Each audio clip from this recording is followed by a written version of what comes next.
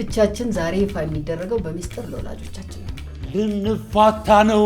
ምን አልከኝ? እስቲ ገምች። ጸንሰሻል አይደል? ያሬድ ኢትዮጵያ ገባ እንዴ? ዘርሽን ፈተሽ ያሬድ ልታገቢ ነው አይደል? ከዛ በፊት እኮ ሰርግ አለ። የምን ሰርግ? የፍች ሰርግ። አንቺን የመሰለች ውብ ከደሃ ጋር ለመኖር መወሰንሽ እጅግ በጣም ይገርመኛል። የፍቺው ሰርግ ሽምግልና ጊዜ ብትገኝልኝ ቀር ይላል። ለፍቺ ነው እንዴ የምንሄደው? የምን ሽማግሌ ነው ደግሞ? ባህላችን እኮ ነው አክስቴ። ምን ሆኖ ባህላችን? ነውሩ ነው ባህላችን።